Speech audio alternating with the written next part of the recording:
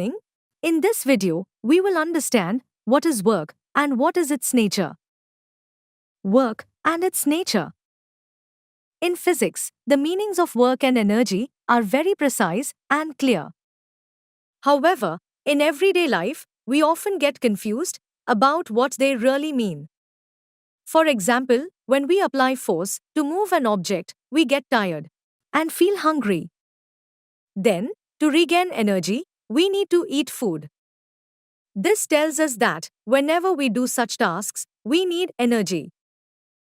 So, we can say, work means with the help of force, giving energy to an object or taking energy from it. In simple words, work is a kind of transferred energy. We can define work as follows. Work is said to be done by a force when a body is displaced actually through some distance in the direction of the applied force. Mathematically, work is the product of force into displacement into cos theta, where force F is the push or pull applied to the object. Its SI unit is Newton. Displacement D tells us how far the object has moved in the direction of the force. Its SI unit is meter. Cos theta is the angle between force and displacement. The SI unit of work is joule. Types of work. There are three types of work: positive work, negative work, zero work.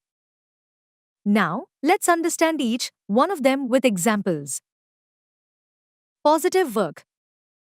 When force and displacement are in the same direction, the work done is positive. In this case, the angle between force and displacement is less than 90 degrees. For example, when we push a box, both the force and displacement are in the same direction. Or, when an object falls down due to gravity, the force, gravity, acts downward, and the displacement is also downward. So, this is also an example of positive work. Negative work.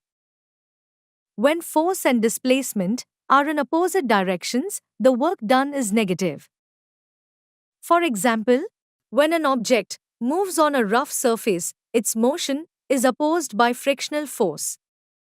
The direction of friction is opposite to the displacement, so the work done by friction is negative.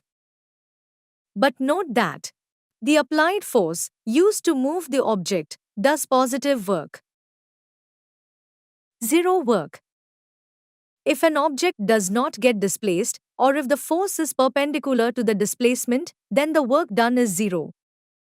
For example, when we push a wall very hard, but it does not move, a force is applied, but there is no displacement, so the work done is zero. However, in this process, our muscles use energy, which is why we get tired. But that energy is internal, it does not result in external mechanical work. That's why